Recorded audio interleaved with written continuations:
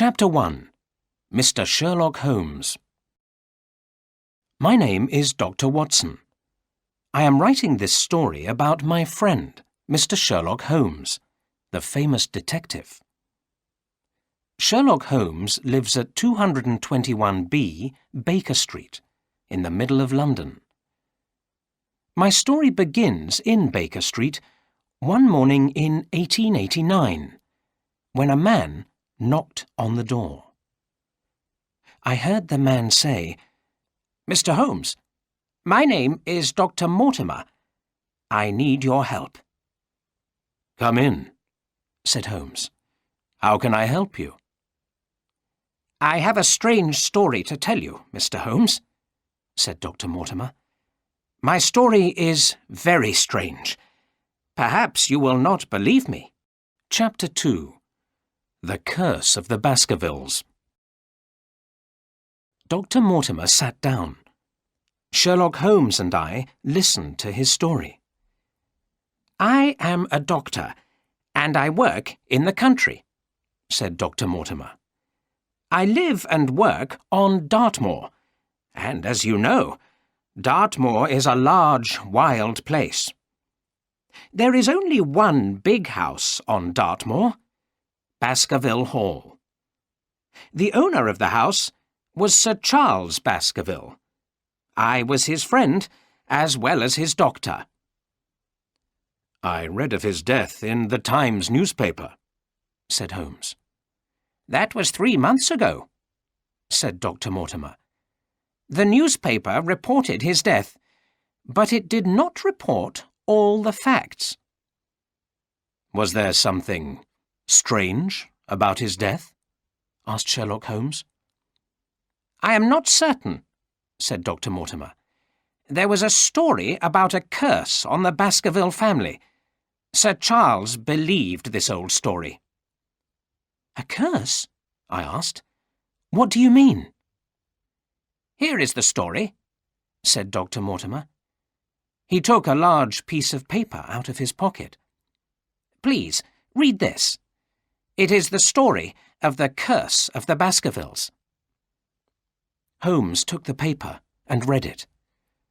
"It is called The Hound of the Baskervilles," he said. He showed me the paper. This is what it said. In the year 1645, Sir Hugo Baskerville was the owner of Baskerville Hall. Sir Hugo was a cruel man who did not believe in God. Every day he went out hunting and drinking with a gang of wild friends.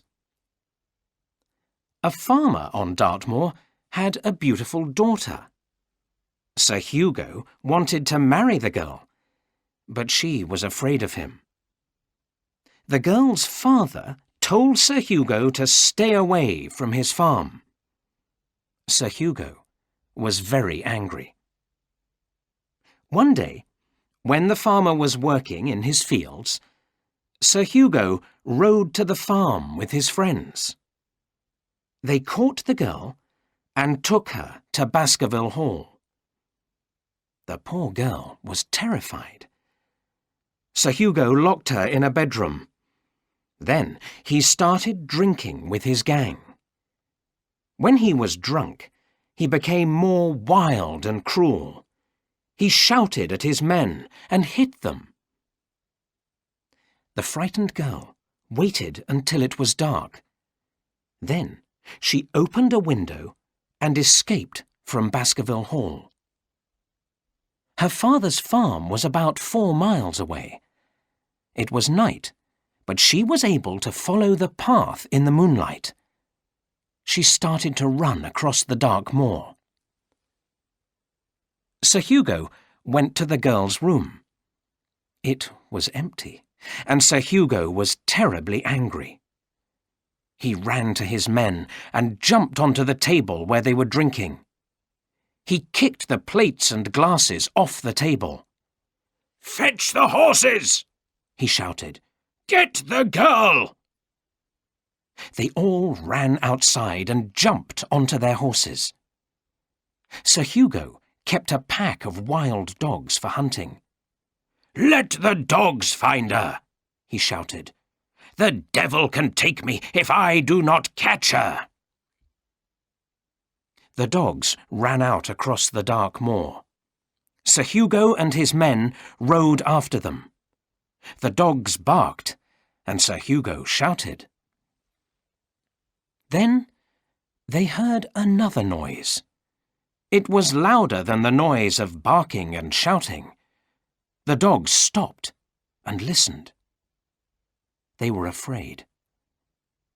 The men heard the noise too.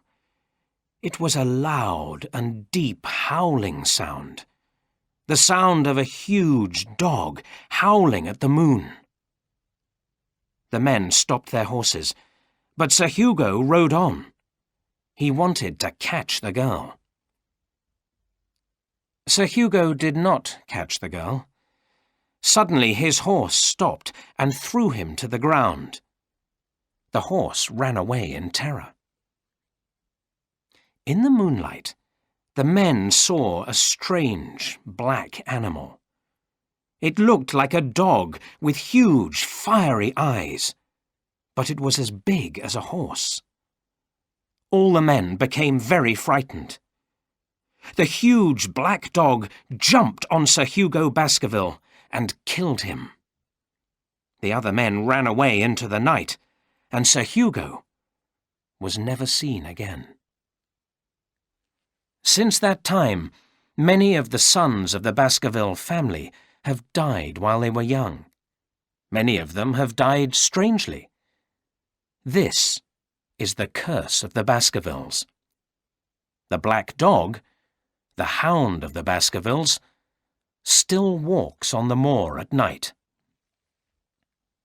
"Well, Mr. Holmes, what do you think of this story?" asked Dr. Mortimer. "I do not think it is a true story," said Sherlock Holmes. "Why do you show me this story? Do you believe it?" "Before Sir Charles Baskerville's death, I did not believe the story," Dr. Mortimer answered. "But Sir Charles believed the story. It worried him. He became ill, and his heart was weak." "Why did he believe this story?" I asked. "Because he saw the hound on the moor," answered Dr. Mortimer. "Or he thought he saw it. When Sir Charles told me this story, I told him to take a holiday. I told him to go to London for a few weeks and forget all about the curse." "Did he take a holiday?" I asked. "No," said Dr. Mortimer. "He planned to go to London the following Friday, but on the Thursday evening he went for a walk on the edge of the moor, and he never returned." "How did he die?" I asked. "He died of a heart attack," answered Dr. Mortimer. "His servant came to fetch me. I found Sir Charles near the house, on the edge of the moor. He was running away from something when he died. I am sure of that. I think he was terrified of something." "Terrified?" asked Holmes. "What was he running away from?" "I looked at the ground where Sir Charles had walked. I saw his footprints," said Dr. Mortimer. "But there were other footprints on the ground. They were not the footprints of a man. They were the footprints of a gigantic hound." Chapter 3. The Problem. Holmes and I were surprised. This was a very strange story. I did not believe that Sir Charles Baskerville had been killed by a gigantic black dog, but I wanted to know the truth. "Who else saw these footprints?" asked Sherlock Holmes. His bright eyes shone, and he leant forward in his chair. "No one else saw the footprints," answered Dr. Mortimer. "There was a lot of rain in the night. By morning, the footprints had been washed away." How large were the footprints? Were they larger than the footprints of a sheepdog? Yes, Mr. Holmes. Much larger. They were not the prints of an ordinary dog. Also, you say that Sir Charles ran away from this dog. How do you know? Asked Holmes. The ground was soft, answered Dr. Mortimer. I saw Sir Charles's footprints outside Baskerville Hall. His footprints were close together as he walked along a path at the edge of the moor. Then he stopped and waited by a wooden gate. After that, his footprints changed. They became wide apart and deep. I am sure he began to run. He ran towards the house. I believe that something came from the moor. I believe he saw the Hound of the Baskervilles. Yes, said Holmes. But how do you know that Sir Charles waited by this wooden gate? Because he smoked a cigar, said Dr. Mortimer. I saw the white cigar ash on the ground. Good, said Holmes. Good. You are a detective. Thank you, said Dr. Mortimer with a smile. But you believe that Sir Charles was killed by a gigantic hound? I know he ran away from something, said Dr. Mortimer. I know I saw those strange footprints of a huge dog, but... He looked at his watch. I am meeting Sir Henry Baskerville at Waterloo Station in an hour. Sir Henry is Sir Charles's nephew. He has come from Canada. Sir Charles had no children, so Sir Henry is now the owner of Baskerville Hall. And now I have a problem. What is your problem? Asked Holmes. I believe that Sir Henry is in danger, said Dr. Mortimer. Is it safe to take him to Baskerville Hall? I must think, said Sherlock Holmes. Stay in London tonight. Come and see me again tomorrow morning. Please bring Sir Henry with you. I shall do so, said Dr. Mortimer. He stood up. Now I must go to meet Sir Henry at Waterloo Station. Good day. When Dr. Mortimer had left, Holmes said to me, "We have a problem here, Watson. There are 3 questions. What is the crime? Who did it? How was it done?"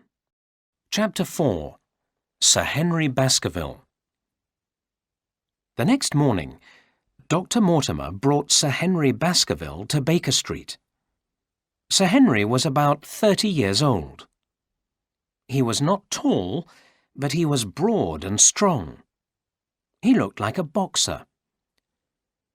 "How do you do, Mr. Holmes?" said Sir Henry.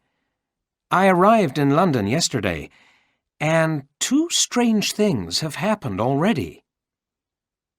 "Please sit down, Sir Henry," said Holmes. "Tell me what has happened." "No one knows that I am staying at the Northumberland Hotel," said Sir Henry. "But I have received a letter. Here is the letter. You see, the words are cut from a newspaper, except for the word Moor. Your life is in danger. Keep away from the moor." "The words are cut from the Times newspaper," said Holmes. "But how did this person know where I am staying?" asked Sir Henry.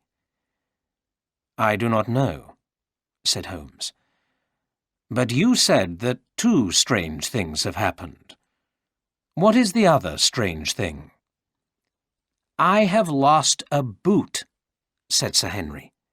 "Someone has stolen one of my boots at the hotel." "One of your boots?" asked Holmes. "Someone took only one?" "Yes," answered Sir Henry. The boots are new. I bought them yesterday, and I have never worn them. But why take only one? That is a very good question, said Holmes. I would like to visit your hotel. Perhaps I shall find the answer. Then please join us for lunch, said Sir Henry. Now, if you will excuse me, I have some other business. Shall we meet at 2 o'clock for lunch at the Northumberland Hotel? We shall come at 2, said Holmes. Sir Henry Baskerville and Dr. Mortimer left the house and walked along Baker Street. Sherlock Holmes watched them through the window of his study. Quick, Watson, we must follow them, said Holmes. Why are we following them? I asked in surprise. Because, my dear Watson, someone else is also following them, said Holmes. Look, there is the man. There, in that cab. I looked where Holmes was pointing. A horse-drawn cab was moving slowly along the street. A man with a black beard was sitting in the cab. He was watching Sir Henry and Dr. Mortimer as they walked towards Oxford Street. The man with the black beard turned round as Holmes pointed at him. He saw us and shouted to the cab driver, "Drive! Drive, quickly!" The cab driver whipped the horse, and the cab disappeared round a corner. I think we have the answer to one of our questions, said Holmes. That man with the black beard followed Sir Henry to the Northumberland Hotel. He is the man who sent the letter. Chapter 5. The Stolen Boot. We arrived at the Northumberland Hotel at 10 minutes to 2. Sir Henry Baskerville was talking to the hotel manager. 2 boots in 2 days, Sir Henry said loudly. 2 boots have disappeared from my room. 1 new boot and 1 old boot. We shall look everywhere, sir, said the manager. We shall find your stolen boots. Sir Henry was silent while we ate lunch. He was angry about his stolen boots. Tell me, Mr. Holmes, said Dr. Mortimer, is it safe for Sir Henry to go to Baskerville Hall? It is safer than staying in London, said Holmes. Do you know that a man followed you this morning? Followed us? Said Dr. Mortimer in surprise. Who followed us? A man with a thick black beard, said Holmes. Do you know a man with a black beard? Yes, I do, replied Dr. Mortimer. The servant at Baskerville Hall has a thick black beard. His name is Barrymore. I can't think why he is following us, but I am sure Sir Henry is in danger. It is better if Sir Henry stays here in London. No, you are wrong, said Holmes. There are millions of people in London. We cannot watch them all. There are not as many people on Dartmoor. Everyone will notice someone who is a stranger. But this man may not be a stranger, said Dr. Mortimer. I agree, said Holmes. That is why Sir Henry must not stay at Baskerville Hall alone. I myself will be busy in London, but my good friend, Dr. Watson, will go with you to Dartmoor. Oh, yes, of course, I said. I will certainly go to Dartmoor. Thank you, Dr. Watson, said Sir Henry. You will be very welcome at Baskerville Hall. Good, said Holmes. Now, Sir Henry, tell me about the other boot which has been stolen. It is one of an old pair of boots, said Sir Henry. "How strange," said Holmes. "And tell me, Sir Henry, if you die, who will become the owner of Baskerville Hall?" "I don't know," replied Sir Henry. "Sir Charles had two brothers, my father, who went to Canada, and a younger brother called Roger. But Roger never married, and he died in South America. I have no living relatives. I don't know who will get all my money if I die today." "And may I ask how much money do you have?" "Certainly, Mr. Holmes. Sir Charles left me a fortune of £1,000,000, said Sir Henry. "Many men will murder their best friend for £1,000,000, said Holmes. Chapter 6. Baskerville Hall. On Saturday morning, Sherlock Holmes came with me to Paddington Station. "This is a dangerous business, Watson," he said. "Stay near to Sir Henry. Do not let him walk on the moor alone at night." "Don't worry, Holmes," I said. "I have brought my army revolver." "Good," said Holmes. "Write to me every day. Tell me what you see and hear. Tell me all the facts. Everything." I said goodbye to Sherlock Holmes and met Sir Henry Baskerville and Dr. Mortimer at the station.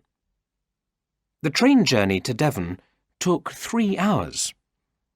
We looked out of the windows at the green countryside. At last, we reached Dartmoor.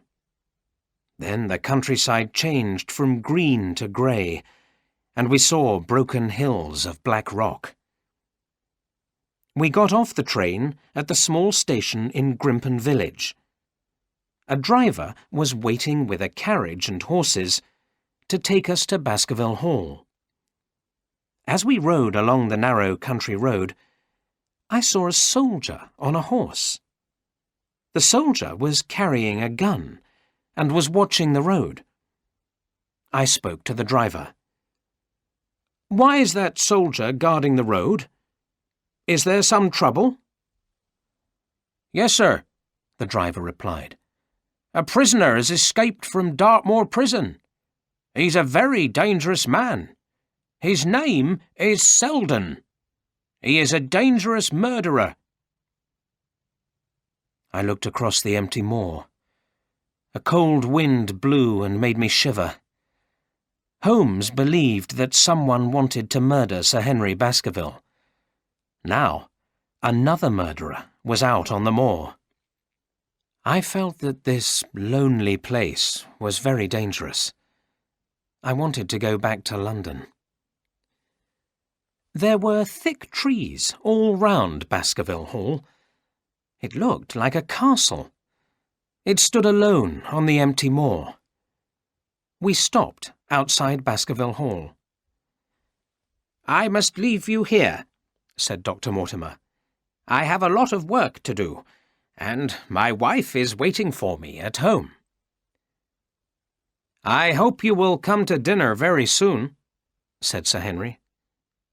"I will," said Dr. Mortimer. "And if you ever need me, send for me at any time, day or night." Then Dr. Mortimer rode away in the carriage. A man with a thick black beard and a pale face came out of the house. He greeted Sir Henry. "Welcome to Baskerville Hall, sir. I am Barrymore.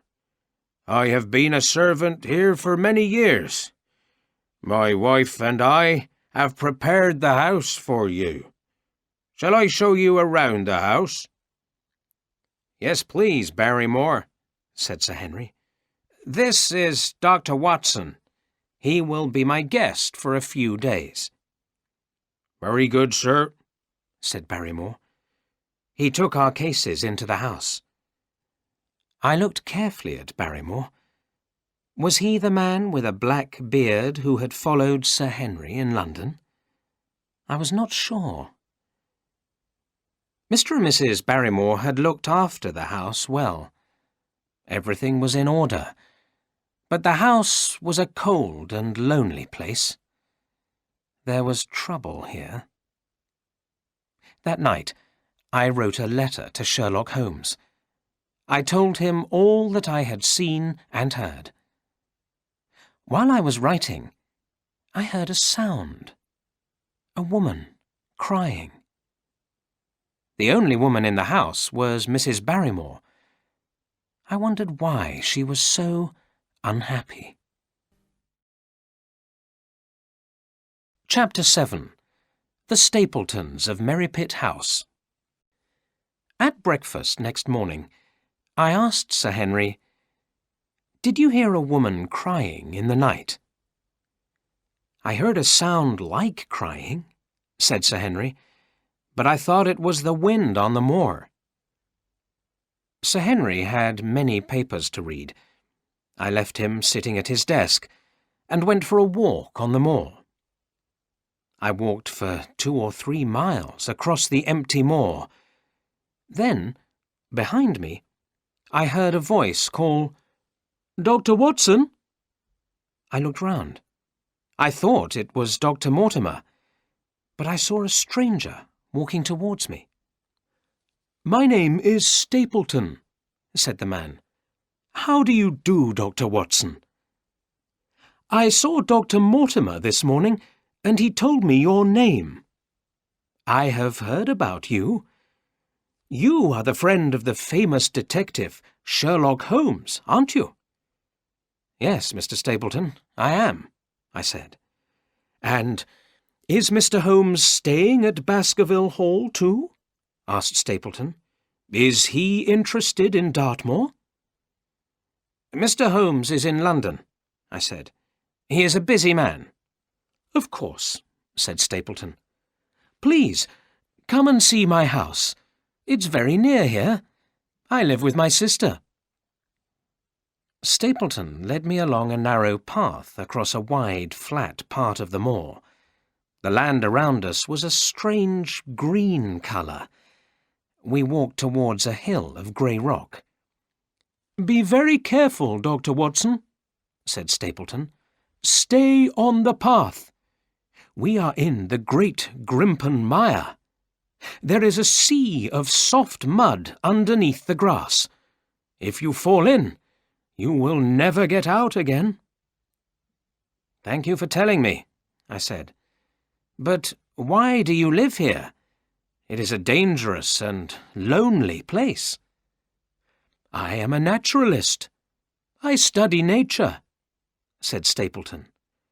"There are many interesting flowers and birds on the Great Grimpen Mire, and there are some unusual animals on Dartmoor." At that moment, we heard a strange sound. It was a deep, howling sound, the sound of a large dog. It came from some distance away. "Stapleton, is that the sound of a dog?" I asked. "It is only the sound of the wind," said Stapleton. "The wind blows through the rocks and makes strange sounds. But here is my house, Merrypit House on the moor." He pointed to the long, low farmhouse which we could see near the hill. "And my sister is coming to meet us." Miss Stapleton was a very attractive woman.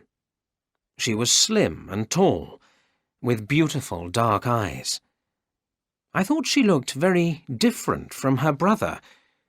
She had dark hair, but her brother had fair hair. They were both about 30 years old. Stapleton looked a little older. He was a small, thin, clean-shaven man, with a long face. "How do you do, Miss Stapleton?" I said. "Your brother has told me about the Great Grimpen Mire and the unusual flowers and birds. Did you hear that strange sound a moment ago? Does the wind often make this sound?"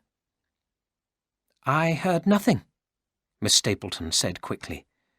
She looked at her brother, and I saw fear in her eyes. Her brother looked at her angrily. "Let us show Dr. Watson our house," he said. I stayed for a short time. Stapleton showed me his collection of flowers and butterflies. "I will come to Baskerville Hall to visit Sir Henry this afternoon," said Stapleton. "Will you tell him?" "Of course," I replied. "Now, if you will excuse me, I must go back to Baskerville Hall. I hope to see you again soon." "Stay on the path," said Stapleton. "Remember the great Grimpen Mire. Many men have died in it." Miss Stapleton walked outside with me. She spoke quickly, in a quiet voice. "Dr. Watson, I want to tell you about the strange sound you heard. The people here say that it is the sound of the Hound of the Baskervilles. They say it killed Sir Charles, and now it will kill Sir Henry. But please, do not tell my brother that I spoke to you. Now, go back to London. Go back today." She went into the house quickly. I walked along the narrow path slowly, thinking about what she had said. Chapter 8. Dr. Watson's First Report. Baskerville Hall, Dartmoor, 13th of October, 1889. My dear Holmes, I wrote and told you about Baskerville Hall and the people who live here. Now I have more facts to tell you. First, I will draw a map of the area. It will help you to understand my story. Baskerville Hall is about 2 miles southwest of Grimpen village. I walk to the village to post letters.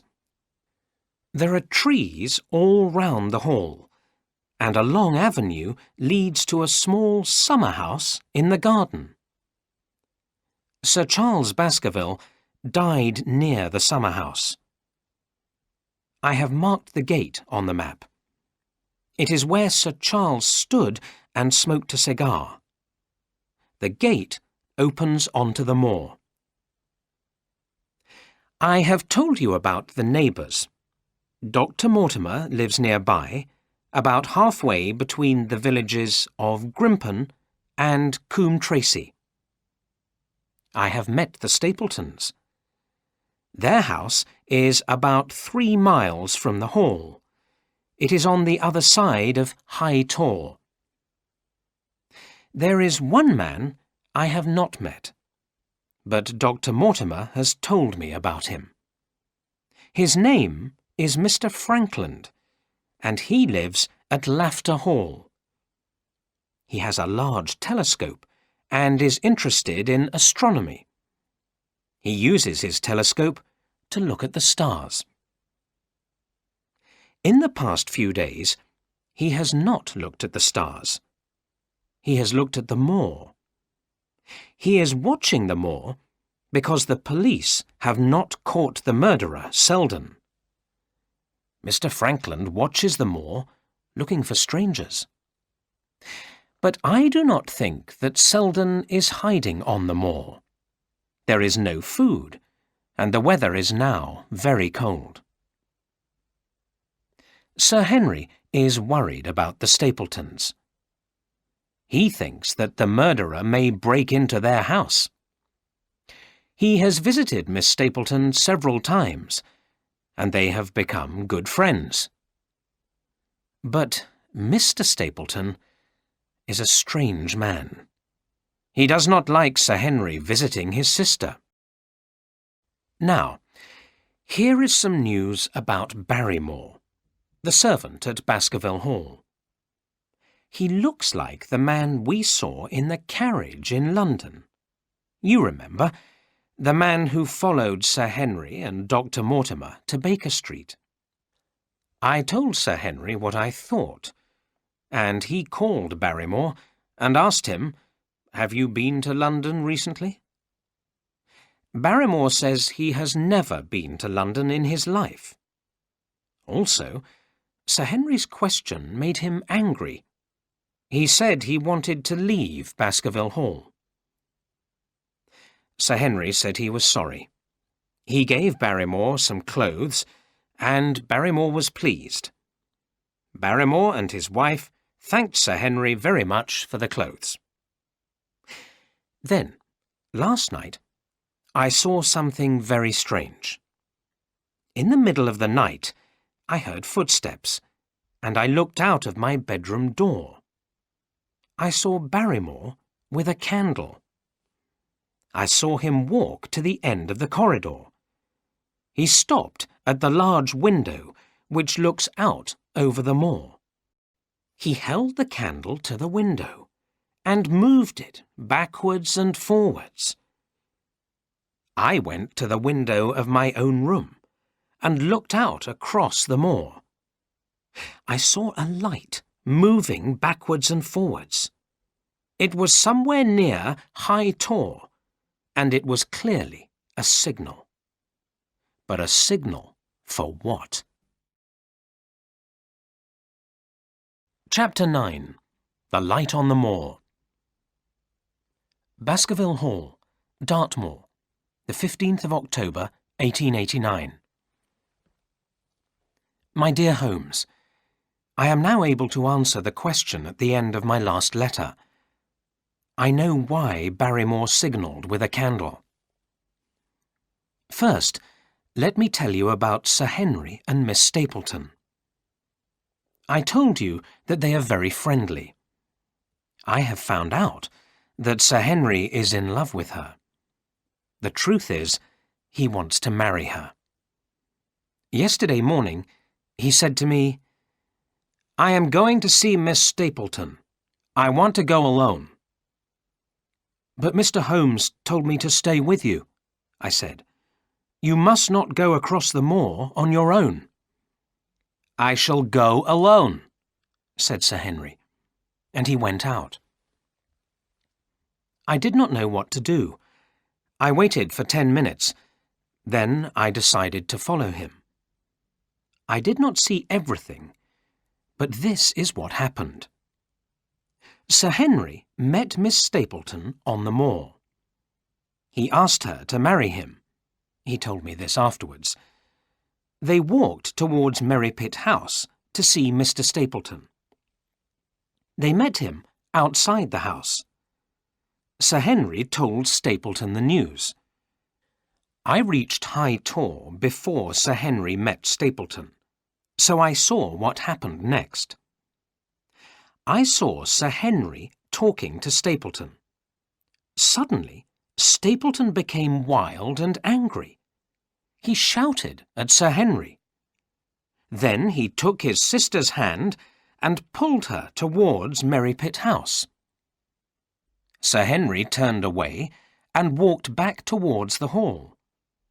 He saw me by High Tor. He was not angry that I had followed him. "Watson," he said, "that man is mad.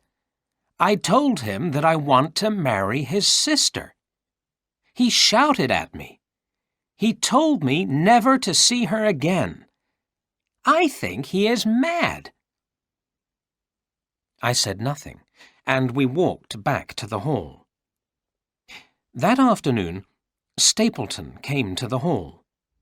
He wanted to speak to Sir Henry. He kept saying, "I am sorry. I was very rude." Then he invited Sir Henry to dinner at Merrypit House on Friday night. Now I will tell you the story of Barrymore. I told Sir Henry that I had seen Barrymore signal with a candle.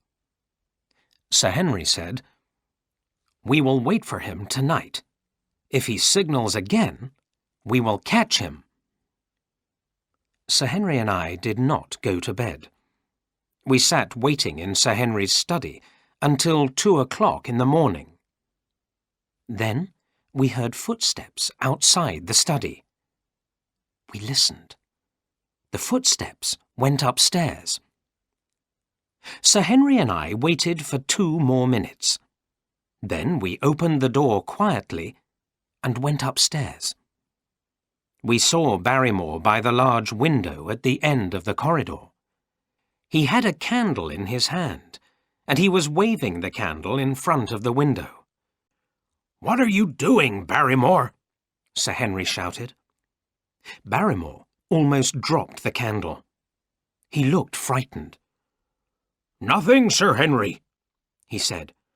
"I'm checking the window, that's all." "You are signalling to someone on the moor," said Sir Henry. "Who is outside? Tell me." "No one, sir," said Barrymore. "Tell me," said Sir Henry, "or you shall leave this house tomorrow. Tell me now." "Sir Henry," said another voice, "please don't be angry with my husband. It is my fault." We turned and saw Mrs. Barrymore.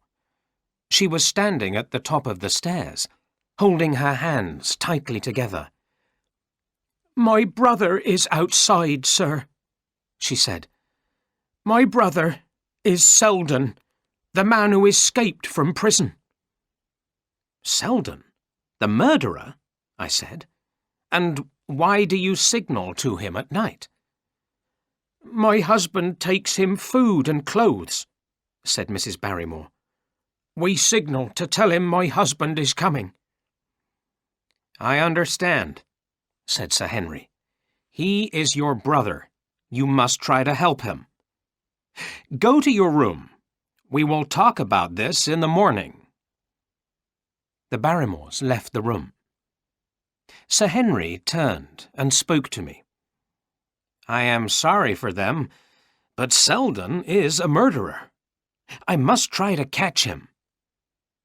"Look," I said. "Look out of the window. There is a light on the moor." Sir Henry looked. A small light was shining on the moor. It was near High Tor. "That's him," said Sir Henry. "Come, Dr. Watson. We will go to that light. Bring your revolver." We put on our coats quickly and went out onto the moor. The moon was bright, and so we could see the path across the moor. Also, we could see the signal light. It was about a mile away. "There," said Sir Henry. "Selden is there. Hurry!" I followed Sir Henry along the path across the moor. I was worried. I did not want Sir Henry to go far on the moor at night. At that moment, we heard a strange sound. It was a deep, howling sound. It came from some distance away. "What's that?" asked Sir Henry. There was fear in his voice. I was afraid too. "It sounds like a dog," I said. "It sounds like a very large dog. Shall we turn back?" "No," said Sir Henry. "We are nearly there. Look." In front of us, we saw the signal light clearly. It came from a lamp which stood on a rock. Beside the rock was a man, but the man did not see us. He was looking in the other direction. Again, we heard that deep, howling sound, the sound of a huge dog. The sound was much nearer now. We heard the sound again. It was coming nearer all the time. The man by the rock heard the sound as well. He picked up the lantern and jumped on the rock. He looked one way, then the other. Suddenly, he jumped off the rock and started to run. He ran towards High Tor. He was running away from us, but he was not running away because he saw us. He was running away from something else which we could not see. "Quick, Dr. Watson! Follow him!" shouted Sir Henry. "Get your revolver ready!" We ran along the narrow path. Near us, we heard the deep howling sound. It was very near and very loud. Then we heard a scream We stopped. "Be careful, Dr. Watson," said Sir Henry. "Let us go forward slowly." The night was silent. We walked forward slowly. There was something, or someone, lying near the bottom of the tor. We went over to it. I held my revolver in front of me. We found the body of a man at the foot of the tor. The man had fallen from the rocky hill. He was dead. His neck was broken. We were sure that the man was Selden. He was dressed in Sir Henry's old clothes, the clothes that Sir Henry had given to Barrymore. I have one last strange thing to tell you, Holmes. I looked up at the tor from which Selden had fallen. Up above, at the top of the tor, stood a tall, thin man. I saw him only for a moment. Then he disappeared into the night. But I know I have seen him before. I will search for this strange man who walks on the moor at night. Chapter 10. The Man on the Moor. Who was the man I had seen on High Tor? Was it the man Holmes and I had seen in London? But I was sure that the man on High Tor did not have a beard. Sir Henry did not see the man on the tor, and I said nothing to him. There was nothing we could do for Selden. We went back to the house. What had Selden run away from? What had he seen? What had we heard? Was it the Hound of the Baskervilles? I felt safer in Baskerville Hall than out on the moor at night. Sir Henry felt the same. In the morning, we sent for the police. They took Selden's body away. Sir Henry told the Barrymores what had happened, but he did not speak about the strange sounds we had heard. Mrs. Barrymore cried and covered her face with a handkerchief. Mr. Barrymore said, "It had to end. Poor Selden could not have lived on the moor in winter. It is far too cold." "Please forget what I said last night," Sir Henry told them. "I want you to stay at Baskerville Hall." "Thank you, sir. We will," said Barrymore. I went to my room and wrote a long report to Sherlock Holmes. Then I decided to go for a walk, but I did not want to walk on the moor. I did not like the moor.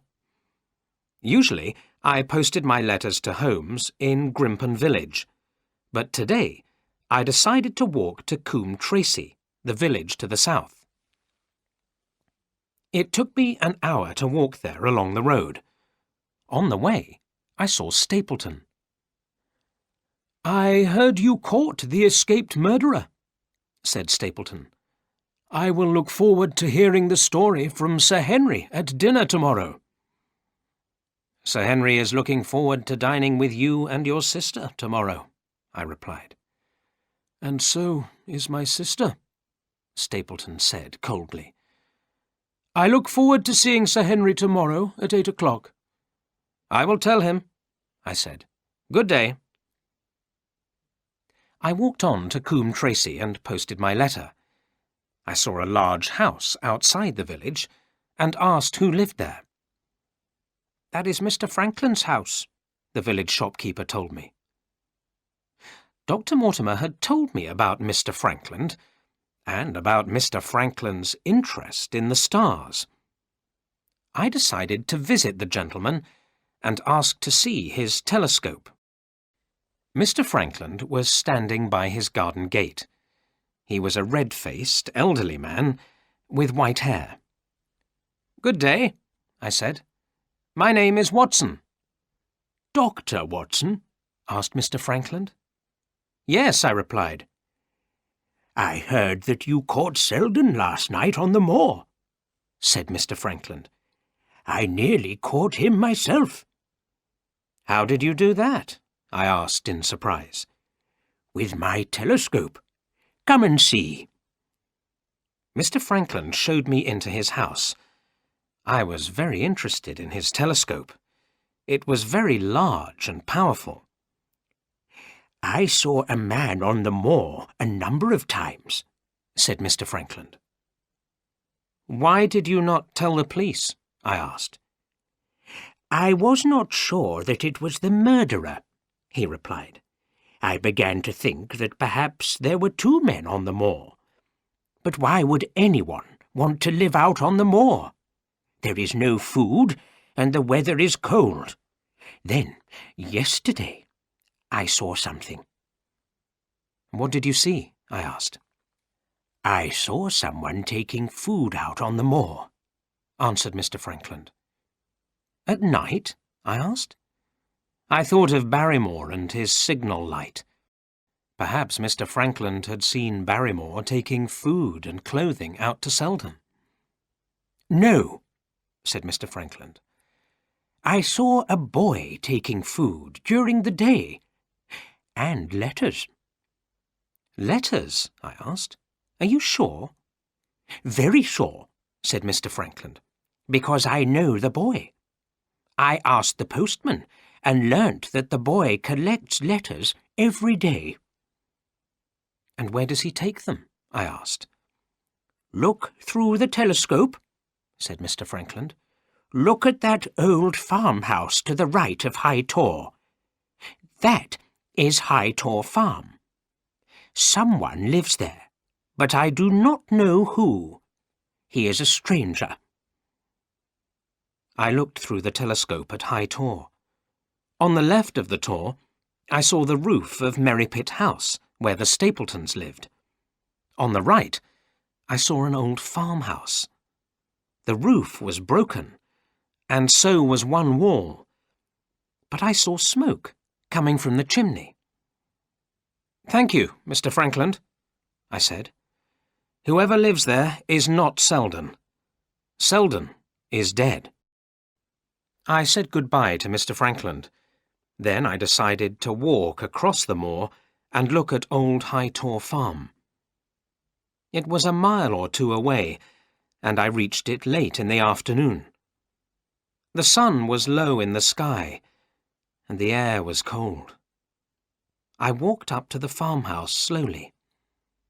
The door was broken, and I looked inside. The farmhouse was empty and silent. Part of the farmhouse was dry, where the roof was not broken. There was a wood fire on the floor, and a bed in the corner. A lamp stood on a table with a pile of papers next to it. I went into the farmhouse carefully. I put my hand into my jacket pocket where I kept my army revolver. I walked slowly to the table and looked at the pile of papers. I saw one of my own letters. Someone had stolen one of my own letters. Who lived in the farmhouse? Was it the man with the black beard? Was it the man I had seen on the tor? I soon found out, as I heard the sound of footsteps outside. I took my revolver out of my pocket and turned towards the door.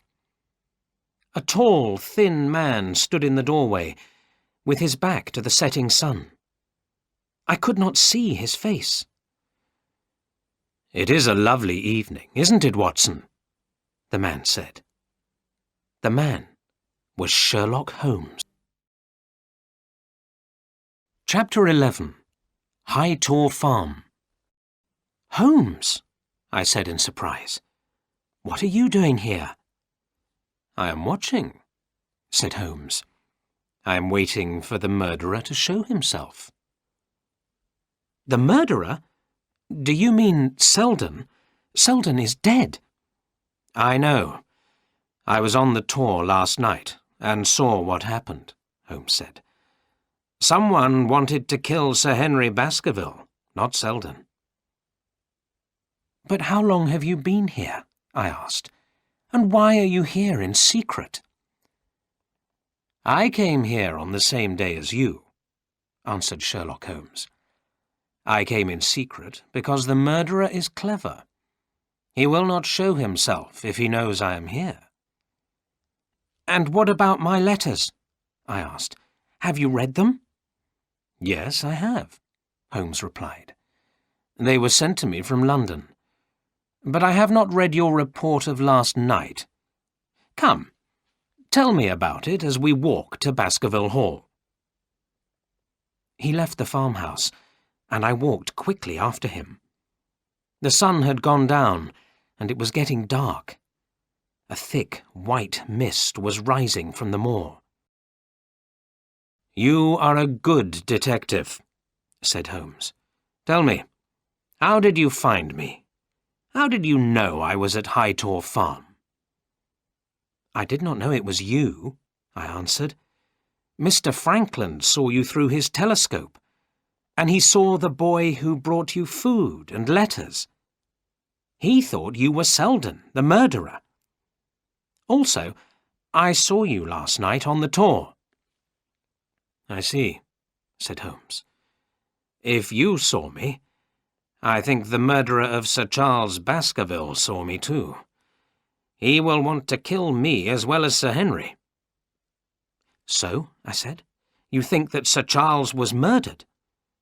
"I'm sure of it," said Holmes. "Now, stay on the path." It was dark, and the moon had not come up. We had to walk carefully. The path went through the great Grimpen mire, and a sea of soft mud lay under the grass on either side of us.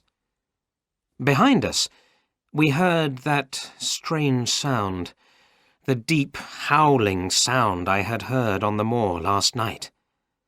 It made me shiver with fear. "What is it, Holmes?" I asked. "Do you know what makes that sound?" "No," he answered. "But the village people say it is the Hound of the Baskervilles. I will not go back to Hightor Farm tonight. Come, we must hurry. Keep your revolver ready." We walked quickly along the dark path. I was pleased to see the lights of Baskerville Hall in front of us. I was afraid of what was behind us, out on the moor at night. Chapter 12. Setting the Trap. "Mr. Sherlock Holmes," said Sir Henry Baskerville. "What a surprise! Welcome to Baskerville Hall." "Thank you," said Holmes.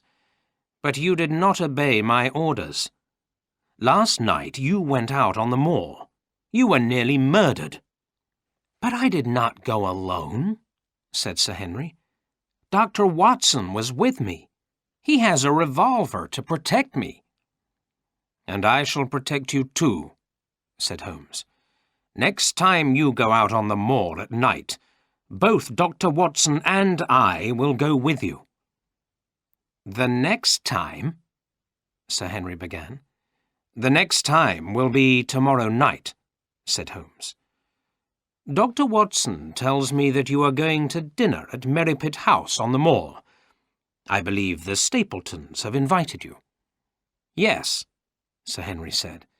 "And has Dr. Watson told you that I want to marry Miss Stapleton?" "Yes, he has," said Holmes. "Now, I would like to ask Barrymore some questions." Sir Henry called for his servant, Barrymore. Barrymore came and stood in front of us. Sherlock Holmes looked at him carefully. Was this the man with the black beard we had seen in London?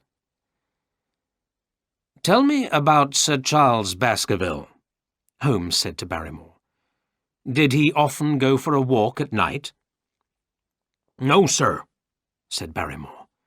"Sir Charles did not often leave the house at night." "But on the night he died, he went for a walk on the edge of the moor," said Holmes. "We know he stood by the gate on the edge of the moor for about 10 minutes. Was he waiting for someone?" "I'm not sure, sir," said Barrymore. "I remember that Sir Charles received a letter that day." "A letter?" Holmes asked. Why do you remember this letter? Did you read it? No, sir, Barrymore said. I never read Sir Charles's letters. But Sir Charles usually kept his letters on his desk. This letter was unusual. He read it, then he put it on the fire. Oh, so he burnt it, Holmes said. Perhaps this letter asked him to meet someone. Perhaps he went to this meeting and met someone, or something. But why did Sir Charles burn the letter? I asked. Why do people burn letters, Watson? Asked Holmes. Often because they have something to hide. But Sir Charles was afraid to go out on the moor at night. Dr. Mortimer told us that Sir Charles believed the story of the Hound of the Baskervilles. Why would he go out on the moor alone at night? If he was going to meet someone, it was someone he knew. But why meet on the edge of the moor? Was it a secret meeting? Do you think Sir Charles was murdered by a friend? I asked. I think he knew his murderer, replied Holmes, and I think his murderer is not far away. After dinner, we sat in the library. There were paintings of the Baskerville family hanging on the walls. Some of the paintings were very old. Sherlock Holmes looked at the paintings carefully. He was interested in the painting of Sir Hugo Baskerville, dated 1645. Interesting, Watson. Very interesting, said Holmes. Here is a painting of Sir Hugo, the man who started the story of the Hound of the Baskervilles. I am able to remember faces. Look at this black beard and the face. Have you seen this face before? Yes, Holmes, I said. It is the face of the man we saw in London. It is the man who followed Sir Henry in a cab. Chapter 13. The Hound of the Baskervilles. Holmes got up early the next morning. He went to Grimpen village and sent a telegram. When he returned to Baskerville Hall, he was excited. "We shall go hunting tonight," he said, "and Inspector Lestrade from Scotland Yard will come with us." "Why are we waiting until tonight?" I asked. "You know who the murderer is, Holmes. Why can't we catch him before tonight?" "We must make sure we have the right man," Holmes said. "We must wait. We will catch him tonight." Inspector Lestrade arrived from London at 5 o'clock. We met him at Grimpen Station. He was a short man with bright eyes. He and Sherlock Holmes were good friends. He and Holmes talked together as we drove to Baskerville Hall. At 7:30, when Sir Henry left the hall, we were ready. Sir Henry walked along the path across the great Grimpen Mire towards Merrypit House. The Stapletons had asked him to come to dinner at 8 o'clock. The three of us followed him, Lestrade, Holmes and I. Each of us carried a revolver. We saw Sir Henry go into Merrypit House. We waited below High Tor, about 200 yards from the house. The lights burned brightly in Merrypit House, and the curtains of the dining room were open. We saw Sir Henry talking to Stapleton. "Where is Miss Stapleton?" I said to Holmes. "Sir Henry has come to see her, not her brother." "Perhaps Stapleton wants to talk to Sir Henry alone," Holmes said. "But look, the mist is rising. Soon we will not be able to see." I looked around. Thick white mist was rising from the great Grimpen Mire. "Shall we climb up the tor?" I asked. "Perhaps we will be able to see better from above the mist." We climbed a little way up the tor, but the mist was so thick we could only see a few yards in front of us. "I did not think of this," said Holmes. "Our plan may fail if we cannot see clearly. We must listen for any sounds from Merripit House." We waited in the mist, and the moon came up. The white moonlight shone through the mist, but we could not see Merripit House, or the path across the moor. We listened. At last, we heard a door open, then the sound of voices. Stapleton was saying good night to Sir Henry. Then we heard footsteps below the tor. Someone was walking along a stony part of the path. At the same time, we heard another sound. It was the sound of a metal chain, and came from Merripit House. Then we heard the deep howling sound of a huge dog. "The Hound!" Holmes shouted. "Sir Henry! Sir Henry! Climb the tor! We are here on the tor! Hurry!" Lestrade moved forward to help Sir Henry, but we could not see clearly in the mist. "Keep back!" Holmes shouted to Lestrade. Lestrade cried out and fired his revolver into the mist. We saw the yellow flash of the revolver, and we heard the loud bang. "It's coming!" Lestrade cried out. He fired again. In the light of the flash, we saw a huge black shape. Its eyes and jaws were burning bright with fire. It was a horrible, huge monster. It ran past Lestrade. We heard Sir Henry cry out. We heard the sound of falling stones. Holmes and I both fired our revolvers at the black shape. We heard a howl. We fired again and again. Then we moved forward carefully and climbed down the tor.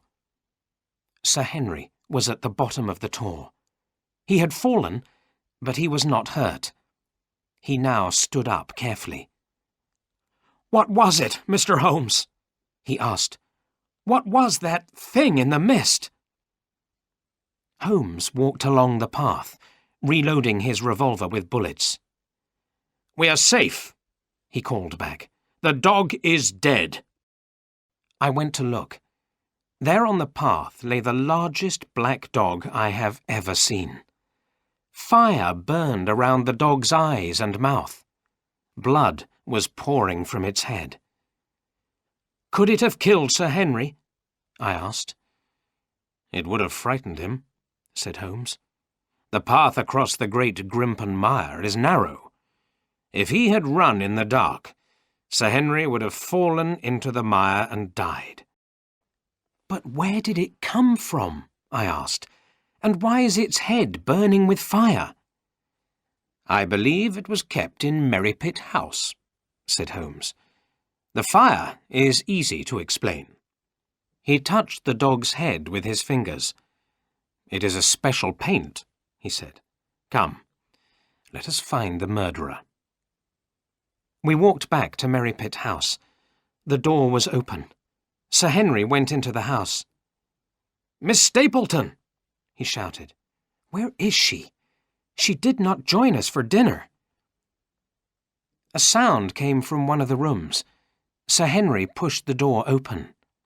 Miss Stapleton lay on the bed. Her hands and feet were tied together. There was a cloth tied across her mouth. Sir Henry cut the rope around her hands. Holmes took the cloth from her mouth. "Where is your brother, Miss Stapleton?" Sir Henry asked. Miss Stapleton looked at the floor. "Gone," she said. "My husband has gone." "Your husband?" shouted Sir Henry. "You are Mrs. Stapleton?" "Yes, I am his wife," she said. "But his name is not Stapleton. He is the son of your dead uncle, Roger Baskerville. He is your cousin." Out on the moor, We heard a terrible cry. We ran outside. The mist was thick on the Great Grimpen Mire. The cry came again, and then a loud scream. Then silence. "I believe that the Great Grimpen Mire has taken your cousin," Holmes said to Sir Henry. "He has fallen into the mire. We shall never find his body." Chapter 14. Back in Baker Street. "There are still some things I don't understand," I said to Holmes. "Tell me, who was Stapleton? Why did he want to kill Sir Henry?" "It is simple, my dear Watson," said Holmes. "Remember, Sir Charles had 2 brothers. The youngest brother, Roger, was a bad man. He got into trouble over money and went to South America. He died in Venezuela. He did not marry, so no one knew he had a son." "And this son called himself Stapleton?" "Yes, and the son was both bad and clever. He wanted the Baskerville money. There were only 2 Baskervilles left alive, Sir Charles and Sir Henry. If they died, Baskerville Hall would belong to Stapleton." "What about his wife? Why did Stapleton say she was his sister?" "At first, Stapleton wanted her to marry Sir Charles or Sir Henry. That was a way of getting the money." "What an evil man," I said. "But she did not want to help Stapleton. She tried to warn both of them, didn't she?" "Yes. She tried to meet Sir Charles the night he died. But Stapleton found out. Stapleton waited for Sir Charles and frightened him to death with the black dog. Also, Mrs. Stapleton sent the note to Sir Henry at the Northumberland Hotel. Then Sir Henry fell in love with Mrs. Stapleton. So Stapleton was worried and angry. At last, Stapleton had to tie her up to stop her telling Sir Henry." "And Stapleton was the man with the black beard?" "Yes. He tried to hide his face. He put on a beard when he followed Sir Henry in London." "What about the missing boots?" I asked. "The dog and the boots go together," Holmes said. "Stapleton knew the silly story about the Hound at the Baskervilles, and he knew that Sir Charles believed the story. So, Stapleton bought that huge black dog and let it walk on the moor at night." "But the boots," I said. "What about the stolen boots?" "Watson, you are very slow," said Holmes. "It was a hunting dog. Hunting dogs will follow a smell. Stapleton wanted some of Sir Henry's clothes to give to the dog. He paid a waiter at the hotel to steal the boots. But the first boot did not work, because it was new. It did not have Sir Henry's smell. Then, remember, the dog hunted Selden, because Selden was wearing Sir Henry's old clothes." "What a strange story," I said. "Stapleton was clever." "Yes, my dear Watson," said Holmes. "I needed your help to catch him. Now, why don't you write about it? Perhaps you can call your story The Case of the Stolen Boot."